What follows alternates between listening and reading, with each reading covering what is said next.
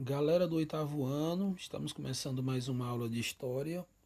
Hoje, o iluminismo, a independência dos Estados Unidos, certo? Hoje nós vamos começar aqui a falar um pouco sobre o iluminismo e próxima aula a gente conclui a parte que fala dos Estados Unidos, a independência dos Estados Unidos, né? Gente, só lembrando, né?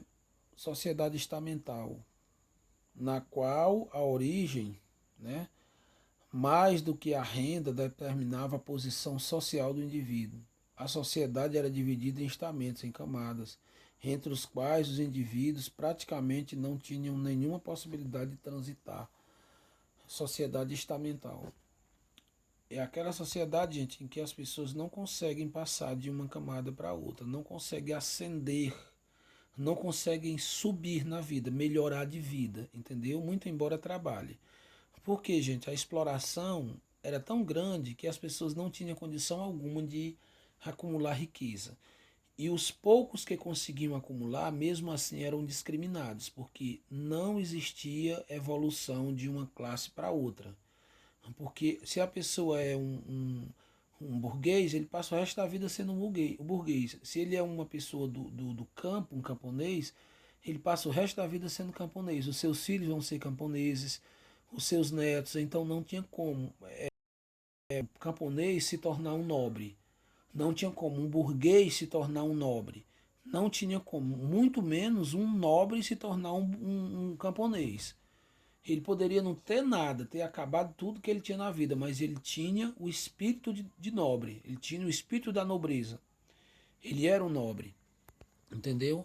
E isso aqui é uma sociedade estamental, né? Os iluministas nessa época, né, esses homens que começaram a definir essa ideia de iluminismo, eles tinham pensamentos muito mais avançados do que as pessoas dessa época, né? Eles tinham umas ideias de igualdade, né? As pessoas que todo mundo é igual, todo mundo tem os mesmos direitos, né? Por natureza, todo mundo nasce livre, todo mundo tem liberdade, né? Então eles vieram com essas ideias que não se encaixavam na sociedade da época. Esse movimento, gente, se deu na França. A França era um país, gente, altamente assim agrário e altamente feudalista, que o rei, aquela figura do rei era muito importante, aquela figura do rei era uma figura quase divina, né? Então era um povo feudal, um sistema muito antigo ainda, em comparação com os outros sistemas que existiam já na Europa, como o sistema que já tinha mudado há muito tempo, que era o sistema inglês, né?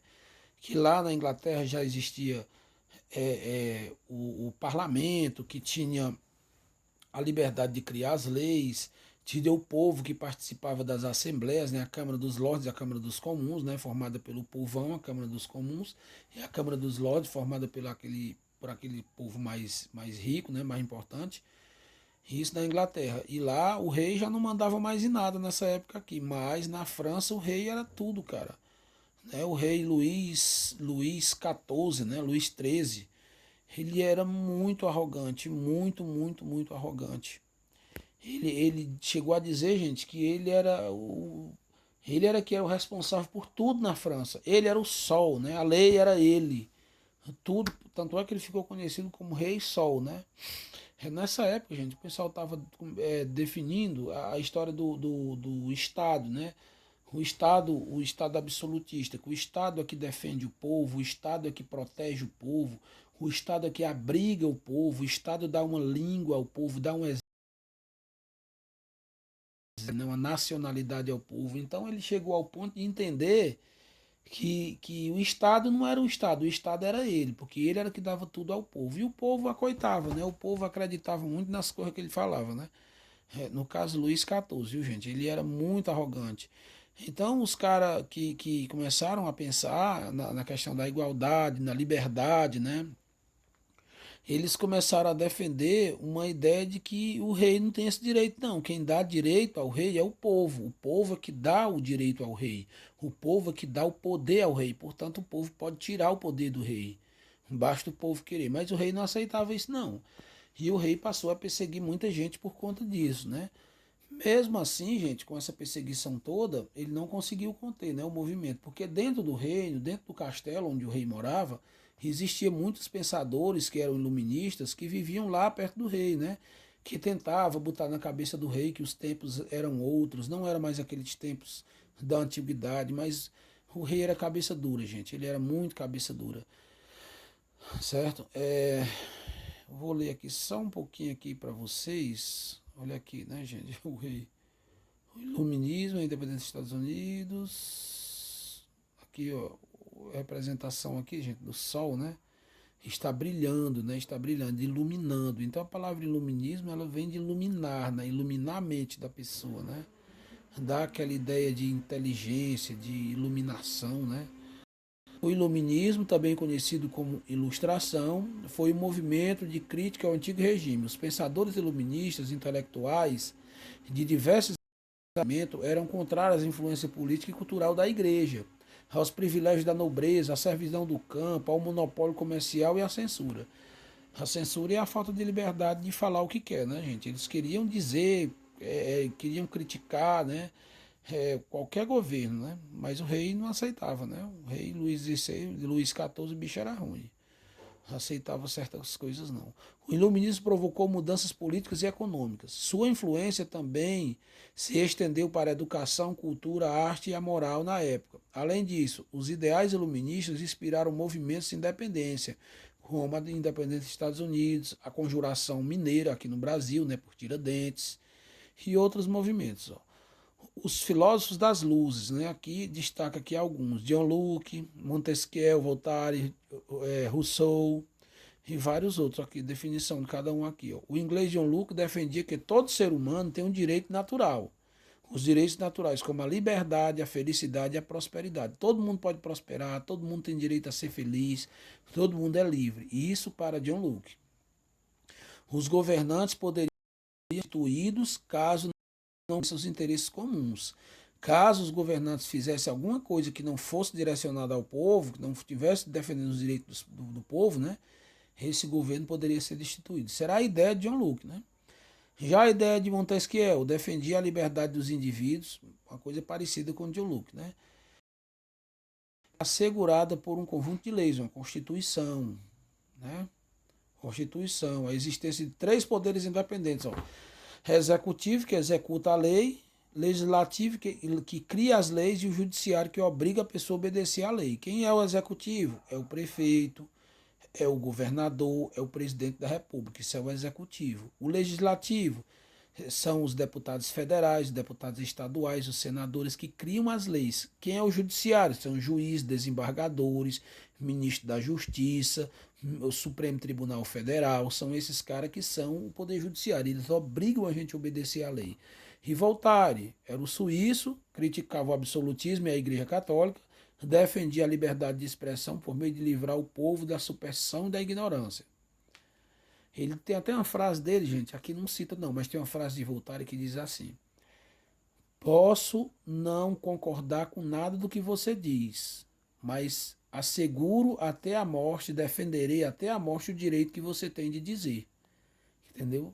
Ele dizia que não concordava com uma pessoa conversando ali perto dele, e às vezes ele não concordava com aquilo que a pessoa estava falando, mas ele dizia assim: eu posso não concordar com nada que você está dizendo aí, mas eu vou defender até a morte o direito que você tem de falar. Entendeu? Então ele defendia essa questão da liberdade de expressão. Né? Já o francês Rousseau afirmava que o poder pertence ao povo, portanto, todo governo deveria estar submetido à vontade soberana do povo. Isso é república, né? A ideia de república. Continuando aqui, ó. As divisões dos poderes, né? As divisões dos poderes para Montesquieu, isso que eu já expliquei, né? Poderes, no caso aqui, existem três poderes. No caso, ele está explicando aqui o que existem três poderes: o republicano, o monárquico e o despótico. O republicano, vamos ler aqui o texto. Ó. Suponho três definições, ou melhor, três fatos. O governo republicano é aquele no qual o povo e seu conjunto, ou apenas uma parte do povo, possui o poder soberano. O monárquico é aquele que só um governa, mas através das leis fixas e pré-estabelecidas. Ao passo que o poder despótico é um só, sem lei e sem regras. Impõe tudo por força e vontade dos seus caprichos. No caso, era a França. A França estava nessas condições, né? Aí aqui ele explica mais um pouco da questão dos três poderes, executivo, legislativo e judiciário. O nome do livro dele, gente, é Espírito das Leis, viu? Muito importante esse livro aqui, viu? Espírito das Leis. Opa, gente, mas o que foi isso aqui? Passei aqui com mais de 1000. Liberalismo econômico. Deixa eu voltar aqui, gente. Calma aí, rapaz. Olha aqui. Tá aqui. O liberalismo econômico. Na sociedade feudal, o poder político era fundamentado no direito divino, isto é, havia a ideia de que o poder do rei era concedido por Deus. Os iluministas se opuseram a essa concepção de poder. Eles afirmavam que o poder político deveria originar-se no consentimento de cada cidadão. Foi a partir dessa ideia que os pensadores iluministas inspiraram o liberalismo, conjunto de ideias políticas e econômicas contrárias à intervenção do Estado na economia. Gente, foi aí que começou a surgir a esculhambação, né? Nessa época aqui, gente, o preço das mercadorias, a quem as pessoas deveriam vender a mercadoria, era tudo controlado pelo Estado, pelo rei. Mas à medida que essas ideias liberalistas começou a surgir, né, um dos precursores dessa ideia foi Adam Smith, né? Ele escreveu um livro chamado Riqueza das Nações. Esse livro dele ele prega muito essa questão da liberdade econômica. E, e muitos desses caras, todos esses caras se comercializavam, né? Eles tinham uma certa prisão, vamos dizer assim, uma prisão da liberdade de vender a quem eles queriam, mas eles não podiam vender a quem eles queriam. Eles não podiam botar o preço que eles quisessem, né? Porque quem controlava tudo isso era o Estado, né? Era o rei, o governo. Mas com o liberalismo foi afrouxando as leis e as pessoas foram colocando o preço do preço que quer, colocando o preço das coisas do tamanho que eles queriam, né? E explorando a população, né? Consequentemente, explorando a população. As luzes na educação. Os iluministas combatiam o ensino privado e religioso. Defendiam que a educação elementar, que é a educação básica, né? Elementar e básica, deveria ser obrigatória e dirigida pelo Estado e gratuita, né? Propunha uma educação laica, não religiosa. Eles criticavam muito essa questão de misturar a ciência com a religião, né? Tinha que saber separar, né? Tudo isso. Olha aqui, gente, como é que era uma sala de aula na época. Ó. Olha aí, a brincadeira. Tudo misturado. Aqui é uma sala de aula, olha, escola de ensino mútuo, né? Ensinava tudo de uma lapada só, né? Criança, adulto, jovem. Aqui que você vê 3 professores, né? 3 professores, é isso? 3 professores aqui com 3 salas de aula, diferente, tudo pertinho um do outro. A zoada era grande demais, né, gente? Meu Deus do céu. A literatura iluminista, deixa eu olhar aqui. A literatura iluminista. Alguns dos principais pensadores iluministas recorreram a textos ficcionais para desenvolver e divulgar suas ideias, né? Voltaire, por exemplo, escreveu uma divertidíssima história de ficção para poder explicar de forma mais clara. Às vezes eles faziam a questão da comparação, né, uma coisa com a outra, né, para poder as pessoas poderem entender o que ele queria dizer. Olha aqui, o despotismo esclarecido. Gente, o despotismo esclarecido é uma marca também dessa época.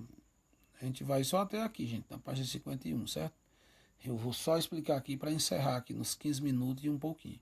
O despotismo esclarecido. O despotismo é o governo de uma só pessoa em que só ele manda, que não tem regra, que a ele é a lei, ele faz e desfaz o que ele diz na hora que ele quiser e que ninguém pode interferir. O despotismo é isso. Agora, esclarecido é misturar o iluminismo com esses desmandos do despotismo, né? Misturar, tentar fazer um governo um pouco aproximado das ideias iluministas e continuando sendo despótico, continuando sendo aquele monarca que só faz as coisas do jeito dele, sem interferência de ninguém. Mas à medida que essas ideias se espalhavam pela Europa inteira, os governos começaram a ter uma ideia mais de mais cuidado, né? Tentar fazer as coisas com mais cautela, tentar ouvir o povo. Mas mesmo assim eles ainda eram carrascos, né? Esses monarcas ficaram conhecidos como déspotas esclarecidos. Entre eles está Catarina II, da Rússia, o rei Gustavo III, da Suécia, José I, de Portugal, Frederico II, da Prússia, José II, da Áustria, Carlos III, da Espanha.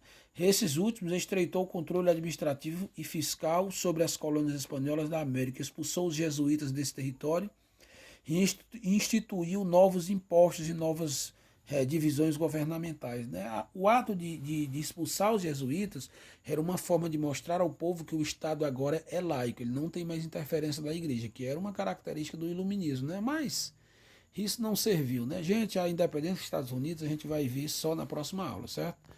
Pois é, vamos lá fazer a tarefa. Vou já explicar para vocês algumas outras coisas aí, seguindo as orientações, certo, gente?